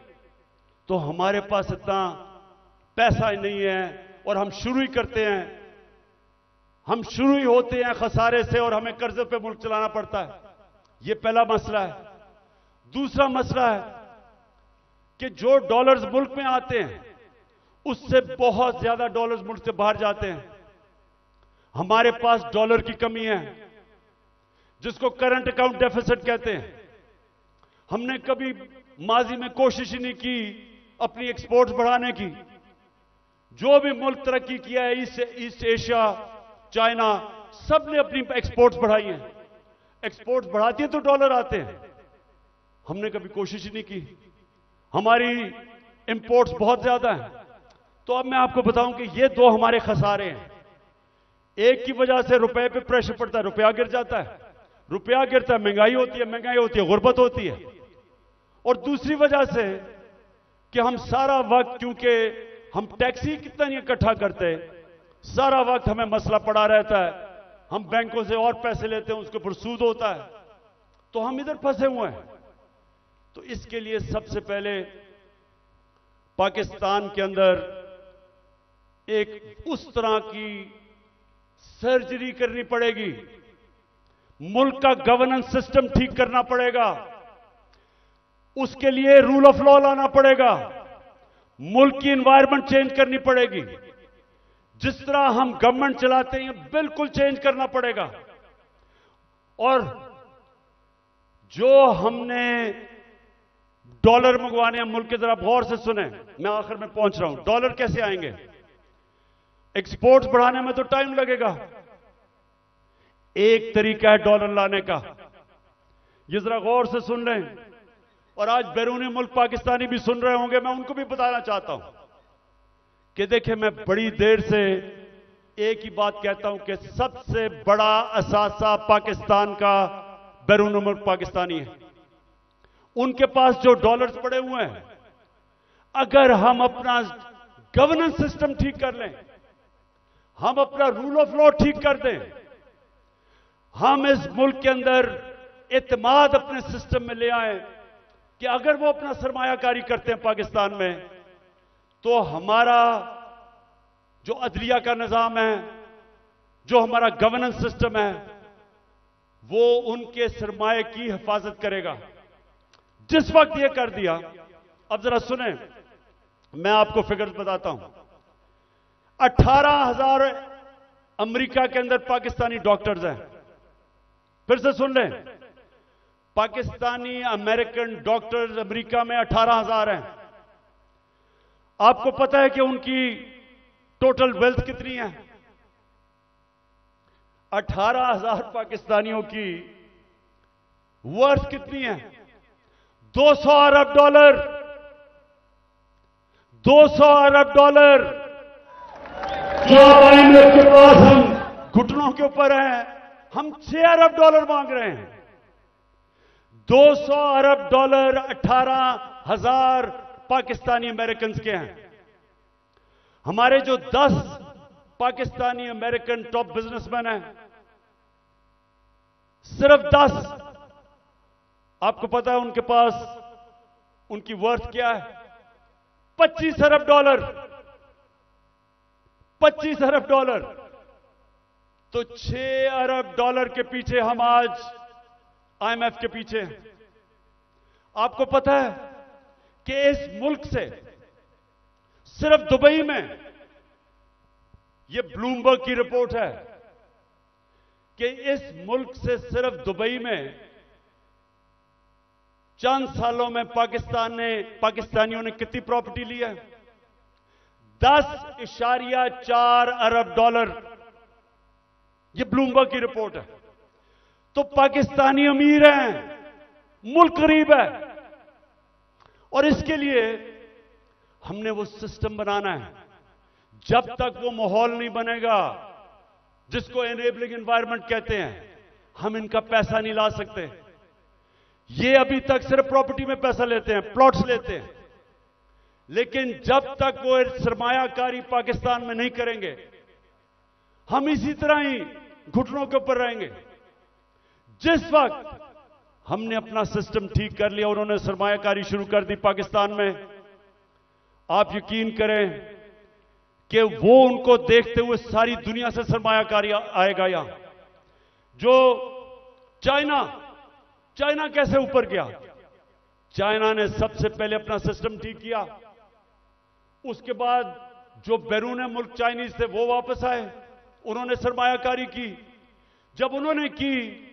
जब सरमायाकारी शुरू हुई तो वो इस तरह है कि जिस तरह शहद के ऊपर मक्खियां आती हैं, सारी दुनिया से सरमायाकार आ गया। 30 साल में चाइना किधर का किधर पहुंच गया, क्योंकि उधर लीडरशिप समझी कि जब तक हम अपने मुल्क का जो सरमायाकारी का माहौल है वो ठीक नहीं करेंगे तो सरमायाकारी नहीं आने लगी। तो पाकिस्तान में तो सरमायाकारी आती नहीं है, क्योंकि प्लॉट बेचारा ओवरसीज पाकिस्तानी लेता है, उसमें भी कब्जा हो जाता है। वो कौन फैक्ट्रियां लगाएगा यहां? तो ये मैं सबसे पहले कि हमने ओवरसीज का पाकिस्तानियों का पैसा लेना, एक प्लान बनाया हुआ है हमने, कैसे उनकी इन्वेस्टमेंट लेके आनी है। तो ये पूरा एक प्लान बनेगा कि कैसे गवर्नेंस सिस्टम ठीक करनी है। 3.5 साल में हमें पड़ी, शुरू में तो हमें समझ ही नहीं थे कि क्या हालात है। तो इंशाल्लाह एक तो वो पहले, फिर दूसरा, हमने पाकिस्तान के अंदर लॉन्ग टर्म, मिडिल और लॉन्ग टर्म प्लानिंग, एक्सपोर्ट्स, एक पूरा मुल्क को लगाएंगे एक्सपोर्ट्स के ऊपर। एक्सपोर्टर्स को VIP बनाएंगे। जो मुल्क में डॉलर चीजें बेच के डॉलर लेके आएगा, उनके लिए सहूलतें देंगे। हमने दी थी, और इसकी वजह से हमारी रिकॉर्ड एक्सपोर्ट्स थी जब हमारी गवर्नमेंट गिराई गई है। तो फिर एक्सपोर्टर्स को जब तक आप उनको VIPs नहीं बनाएंगे, जिस तरह ईस्ट एशिया में बनाया था, जिस तरह इंडोनेशिया, मलेशिया, ये चाइना ने जब तक नहीं किया, एक्सपोर्ट्स नहीं बढ़ेंगी। हम तवज्जो नहीं दी कभी उसके ऊपर। फिर IT, हिंदुस्तान की 140 अरब डॉलर की IT एक्सपोर्ट्स है, हमने कभी तवज्जो ही नहीं दी। हमने जब दी थी तो 2 सालों में 70% हमारी IT की एक्सपोर्ट बढ़ गई थी। उनको हमने उठाना है, क्योंकि फ्यूचर टेक्नोलॉजी का है। तीसरी चीज टूरिज्म। पाकिस्तान के पास कभी हमने तवज्जो नहीं दी। ये मुल्क और हमारी बदकिस्मती के 2 साल कोविड हो गया, कोरोना हो गया, उसके बाद टूरिज्म खत्म हो गई। तो इंशाल्लाह पूरा मेरा प्लान है कि इस बार इंशाल्लाह अल्लाह ने मौका दिया कैसे टूरिज्म उठाएंगे। उसके अलावा हमने कभी तवज्जो ही नहीं दी मदनियात पे, मिनरल्स पे। वो इसलिए क्योंकि वो सूबाई सब्जेक्ट बन गया है, सूबों के पास कैपेसिटी नहीं है। तो इस वक्त पूरा जोर लगाएंगे कि कैसे हमने पाकिस्तान के, और यहां बहुत अल्लाह ने नेमतें बख्शी हैं मदनियात में, लेकिन हमने तवज्जो नहीं दी, उससे भी हम डॉलर्स पाकिस्तान में आ सकते हैं। फिर इंडस्ट्री को, और खास तौर पे स्मॉल मीडियम इंडस्ट्री, ये हमने शुरू की थी, और मुझे फख्र है कि हमारी 17 साल के बाद सबसे ज्यादा इंडस्ट्री बढ़ रही थी, जो आज फिर बंद हो गई है। तो वो उसके ऊपर, और स्मॉल और मीडियम जो छोटा इंडस्ट्री है उसके ऊपर हमने पूरा प्लान बनाया हुआ है। फिर अपनी ज़राअत की हमने सिर्फ प्रोडक्टिविटी बढ़ानी है। चाइना के साथ हमने बात कर ली थी कि कैसे हम पैदावार बढ़ा सकते हैं, और उन्होंने आना था, और बदकिस्मती फिर कोरोना की वजह से 2 साल चाइना बंद हो गया, तो उसका पूरा प्लान बना हुआ है। फिर जो बड़े बड़े पीआईए, रेलवे, गवर्नमेंट कॉरपोरेशन, ये सबसे ज्यादा नुकसान करती हैं पाकिस्तान में। जो हमारा जो पैसा आवाम पे खर्च होना चाहिए वो नुकसान पे चला जाता है, इनको रीस्ट्रक्चर करना है। ये भी हम आखिर में बना था, लेकिन हमारी गवर्नमेंट चली गई, इसका पूरा प्लान है। और फिर कैसे हमने अपना टैक्स कलेक्शन बढ़ाना है। अब ये जरा सुन लें, इस वक्त 22 करोड़ पाकिस्तानियों में सिर्फ 25 लाख टैक्स देने वाले हैं। 22 करोड़ पाकिस्तानियों में 25 लाख टैक्स देने वाले हैं। हमने नादरा के साथ मिलकर आइडेंटिफाई किए 4 करोड़ टैक्स देने वाले, उनके हमने टेक्नोलॉजी इस्तेमाल करके हमने पता चलवाया कि इतने ज्यादा टैक्स पेयर जो पैसे नहीं देते, उनके लिए, ये मैं अब आखिर में आ रहा हूं, उसके लिए हमने पूरा प्लान बनाया हुआ था, लेकिन फिर हमारी गवर्नमेंट चली गई। लेकिन जब तक हम अपना टैक्स बेस नहीं बढ़ाएंगे, जब तक हमारा टैक्स नहीं बढ़ेगा, मुल्क आगे नहीं चल सकता। तो इंशाल्लाह उसका पूरा हमारा प्लान है। उससे मैं ये भी बता दूं कि हमने रिकॉर्ड टैक्स इकट्ठा किया था अपने दौर में। और फिर मनी लॉन्ड्रिंग, ये देखें हमारी जो एलीट है मुल्क की, शायद ही किसी मुल्क में ऐसे हो कि सारी एलीट जो पैसा होता है वो बाहर भेज देती है। प्रॉपर्टीज इनकी बाहर हैं, जिस तरह मैंने दुबई में बताया, लंदन, सारी दुनिया में। तो और ये चोरी का पैसा होता है। तो जब तक हम इसको कंट्रोल नहीं करेंगे, और ये होगा रूल ऑफ लॉ से, जितना हम अपना कानून तकड़ा करेंगे, हम इतना पैसा हमारा मुल्क से बाहर चला जाता है, डॉलर्स बाहर चले जाते हैं चोरी के, हमने वो रोकना है। आखिर में इस दौरान जो मुश्किल वक्त है, आज कमजोर तबका हमारा पिस गया, तनख्वाहदार हमारा पिस गया महंगाई की वजह से। तो हमने जो चीजें शुरू की थी उसका मैं आपको बता दूं कि सबसे पहले हमने हेल्थ कार्ड, जो हेल्थ इंश्योरेंस थी, कि हर लोगों के लिए 10 लाख रुपए के लिए हेल्थ इंश्योरेंस, हर खानदान के लिए किसी भी अस्पताल में अपना इलाज करवा सके, वो सबसे ज्यादा जो बंद किया गया कई जगह के ऊपर, वो फिर से हम शुरू करेंगे। क्योंकि ये आजकल के दिनों में, महंगाई के दिनों में, एक बीमारी हो जाती है घर में, सारा घर मकरूज हो जाता है। तो जो हेल्थ कार्ड है वो हमारा पूरा इनिशिएटिव है, और इंशाल्लाह वो नंबर 1 होगा कि हमने अब लोगों को कैसे तहफ़्फ़ुज़ देना है, सोशल प्रोटेक्शन कैसे करनी है। दूसरा, हमने सानिया निश्चित ने एक जबरदस्त प्रोग्राम निकाला है, और वो है हमने अब राशन देना है लोगों को। वो कैसे करना है? हमने अब पूरा डेटाबेस बनाया है। हमने देखा कि कौन कौन से खानदान, उनकी इनकम कितनी है जो मुश्किल में है। तो इसको कहते हैं टारगेटेड सब्सिडी। पूरा प्लान ये है कि उनको डायरेक्ट हम पैसा देंगे, ताकि जो गरीब लोग हैं, उनको, जो कमजोर हैं, जो मुस्तक हैं, उनको डायरेक्ट पैसा मिले। आजकल के मुश्किल दिनों में उनको खाने पीने की इतनी चीजें महंगी हैं। तो एक ये पूरा प्रोग्राम हमारा बना हुआ है। फिर हमने नौजवानों को लोन्स देने हैं, सूद के बगैर कर्जे, ताकि वो अपनी बिजनेस से शुरू कर सके। हमने कामयाब जवान में काफी किया था, लेकिन इंशाल्लाह उसको अब और आगे लेके जाएंगे। फिर घर बनाने के लिए तनख्वाहदार तबकों के लिए हमने पहली दफा पाकिस्तान में घर बनाने के लिए हाउस फाइनेंसिंग शुरू की थी। सस्ते सूद के ऊपर कर्जे, यानी अगर, क्योंकि कैश तो लोगों के पास होता नहीं है, लेकिन जितने पैसे लोग किराए पे दे रहे हैं वही किस्त बन जाए और उसी में घर उनका हो जाए। तो ये हमने पूरा स्कीम शुरू की थी, फिर से करेंगे, क्योंकि तनख्वाहदार लोगों के लिए अपना घर बनाना नामुमकिन है, वो फिर से शुरू करेंगे। फिर कच्ची आबादी, इतनी ज्यादा कच्ची आबादियां हो गई हैं। हमने आखिर में ये प्रोग्राम बनाया था, क्योंकि टाइम लगा डेवलप करने में। अब सारी कच्ची आबादियों के अंदर, ये मलेशिया में भी हुआ है, ये तुर्की में भी हुआ है, हम क्या करेंगे कि उनके लिए मॉडर्न फैसिलिटीज उधर ही खड़ी करेंगे और डेवलपर को कहेंगे कि वहां एक बिल्डिंग बना ले, और वो ही उनके लिए बिल्डिंग बनाए जिधर उनको फैसिलिटीज मिल जाए, पानी मिले, सही माने में वो रह सके, बजाय गंद के अंदर कच्ची आबादी में लोग रहते हैं, और घर भी अपना हो जाए।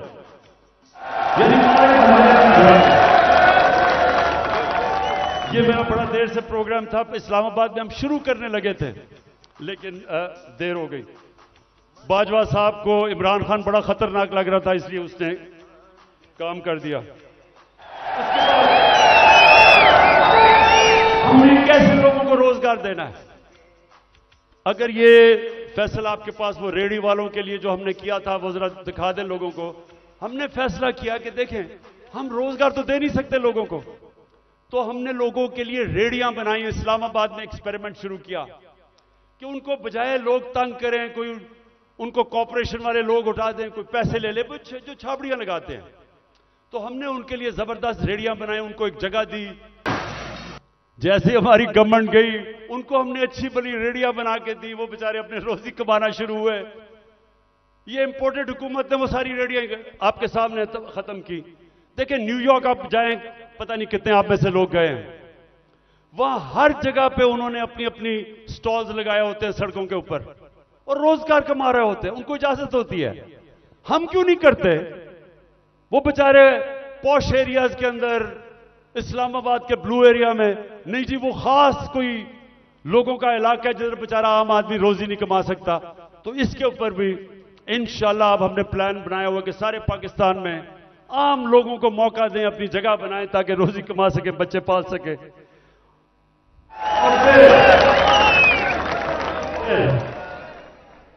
जो हमारे घर के मुलाजिम हैं, मेरे पाकिस्तानियों, मेरे नबी सल्लल्लाहु अलैहि वसल्लम ने जब गुलामी खत्म करने का शुरू किया, तो उन्होंने क्या किया? उन्होंने कहा कि जो आपके घर में गुलाम है, उनको इस तरह रखो कि जैसे वो आपके घर में आपकी फैमिली है, उनको वही खाना खिलाओ, उनको अच्छी तरह रखो। ये उन्होंने पहला कदम उठाया था कि उनको इंसान समझो, उनके भी हुकूक हैं। मैं जब बरतानिया गया तो उधर मैंने पहली दफा देखा कि जब किसी के भी घर में कोई काम करने आता है तो उसका कॉन्ट्रैक्ट होता है, कितनी देर काम करेगा, छुट्टी कब मिलेगी, तनख्वाह कितनी होगी, ये कॉन्ट्रैक्ट साइन होता है। मुझे अफसोस से कहना पड़ता है कि हम अपने मुल्क में अपने मुलाजमों को ठीक नहीं रखते, और ये हमारे दीन के खिलाफ है। हमें बिल्कुल उस तरफ जाना चाहिए कि उनको हम कॉन्ट्रैक्ट्स दें, बताएं कि जितना पैसा मैं आपको दे सकता हूं उसके मुताबिक करें, उनको छुट्टी दें, उनके ऊपर पूरी कोशिश करें कि वो आपके जिस तरह फैमिली मेंबर है। ये हमारे दीन का हिस्सा है, और मेरी पूरी कोशिश है कि हमारे जो मुलाजिम हैं घरों में काम करते हुए, उनको आहिस्ता आहिस्ता हम राइट्स दें, उनका ध्यान रखें। वो भी इंसान है, और वो क्योंकि कमजोर हैं, उनको बुरी तरह हम रखते हैं। और जिन मुल्कों को हम काफिर कहते हैं या हमारे दीन के नहीं हैं, आप हैरान होंगे कि कितनी इंसानियत है उनमें अपने मुलाजमों के लिए। आखिर में जी, मेरे पाकिस्तानियों, मैं आज आपका खास तौर पर शुक्रिया अदा करना चाहता हूं कि इतनी रुकावटों के बावजूद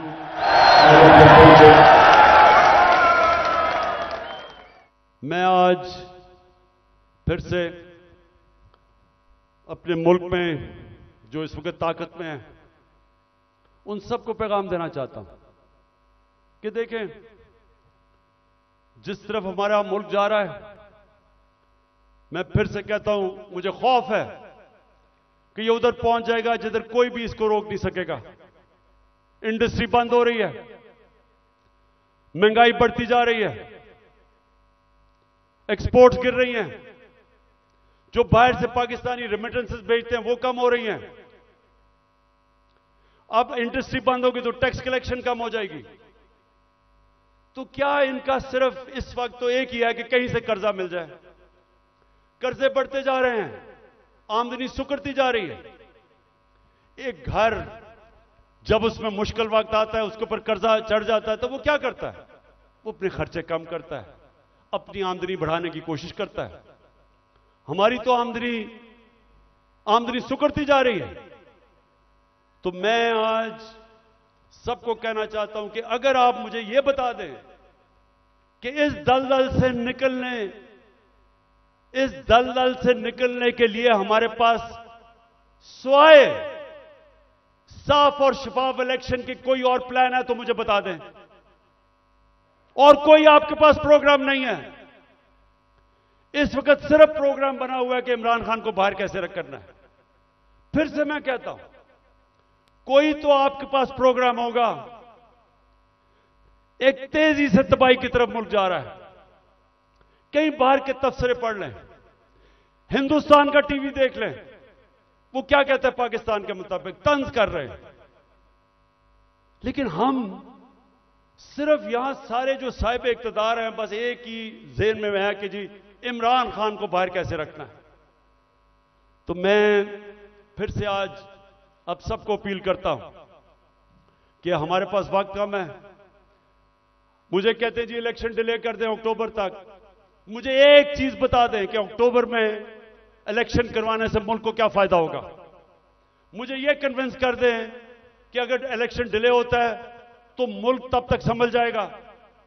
मुल्क तो नीचे जा रहा है, हल कोई है नहीं, लेकिन सिर्फ इसलिए कि डरे हुए हारने से इलेक्शन नहीं करवाना। तो मैं अपनी सारी कौम को भी आज कहना चाहता हूं कि पाकिस्तानियों, आपने याद रखना है कि आपने किसी सूरत जालिम के सामने सर नहीं झुकाना। आपने अपनी आजादी के लिए ये जो खौफ का बुत है इसको तोड़ना है। ये जो पकड़ धकड़ तशद्दुद करना, रेंजर्स ले आए कि जी पुलिस नहीं तो रेंजर्स आ जाएं, क्या इससे मुल्क ठीक हो जाएगा? क्या इससे लोग डर जाएंगे? लोगों ने नहीं अब डरना। ये जितना आप ये जुल्म करेंगे, लोगों की नफरतें बढ़ेंगी। जो निकलता है, जिसको आप तशद्दुद करके जब वो निकलता है, उसके अंदर नफरत भरी होती है। मुझे तो पहली दफा पता चला कि जब मुझे एक बलूचिस्तान में मिनिस्टर ने कहा, उसने कहा इमरान खान, खुदा के वास्ते अपने लोगों को बताओ कि ये जो हमारे लोगों को पकड़ के तशद्दुद टॉर्चर करते हैं, वो जब वापस जाता है सारा का सारा गांव खिलाफ हो जाता है। वो कहता है जब वो उसकी, जिस तरह उस बेचारे को जिल्ले शाह को कत्ल किया, अगर कत्ल करते हैं, जब उसकी जो डेड बॉडी मिलती है, फिर सब के खिलाफ हो जाते हैं। ये तो कहता सारी कौम को ही खिलाफ कर रहे हो। कभी यह भी तरीका है कि इंसानों को भेड़ बकरियों की तरह डंडे मार के लाइन में करो? इंसान ऐसे नहीं होते। इंसान को समझाना पड़ता है। दिल और दिमाग की जंग होती है। ये डंडे से कोई आज तक नहीं ठीक हुआ। और ये जो खौफ फैलाया हुआ है कि जी हम ये कर देंगे, हम आपको ये मार देंगे, हमने ये कर दिया, हम आप फिर से हमला होने लगा है। देखें, आखिर में मैं आपको यह बात बता दूं, आज है 25 हो चुकी है। 25 मार्च को पाकिस्तान वर्ल्ड कप जीता था। मेरी जितनी सारी टीम थी, मेरी सारी टीम, और वो अभी सारे लोग क्रिकेट के ऊपर बातचीत करते हैं, कभी उनसे पूछें, सारी टीम दिल हार चुकी थी। सबका क्या था, हम इतना बुरा हमारा हालात थे, सबने कहा कि हम नहीं जीत सकते। अभी भी किसी टीम वालों से पूछ लें, एक आदमी था जो कहता था अभी हम जीतेंगे, और वो आपके सामने खड़ा है।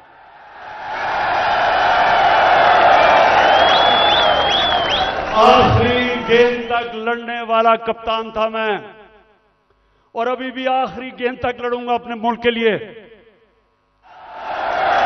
मुझे किसी का खौफ है। अल्लाह कुरान में कहता है जो लोग ईमान ले आए अल्लाह उनके खौफ दूर कर देता है, खौफ से आजाद हूं। मैं सिर्फ अपनी कौम को तैयार कर रहा हूं कि जो अब आगे हमारे सामने चैलेंज है, वो जिस तरह अभी तक पाकिस्तान चल रहा था, इस तरह हम चैलेंज नहीं जीत सकते। अब जो हम चैलेंज जीतेंगे, जब पाकिस्तान एक कौम बन जाएगी, हम एक कौम बन के इस मुल्क को निकाल लेंगे इस दलदल से। जर्मनी और जापान तबाह हो गए थे सेकेंड वर्ल्ड वॉर में, दूसरी जंग अजीम में तबाह थे दोनों मुल्क, क्योंकि वो कौम थी। दोनों 10-10 साल में खड़े होकर अजीम पावर्स बन गए। ये जो चैलेंज है, ये हम सिर्फ एक कौम बन के जीत सकते हैं, और कौम बनेगी जिसकी बुनियाद रखी जाएगी इंसाफ के ऊपर, कानून की हुक्मरानी के ऊपर। और इसलिए आखिर में हम अपनी अदलिया को आज पैगाम देना चाहते हैं कि कौम आपके साथ खड़ी है, और आपने आइन की हिफाजत करनी है, और इंशाअल्लाह हम इस मुल्क को एक अजीम कौम बनाएंगे। पाकिस्तान जिंदाबाद।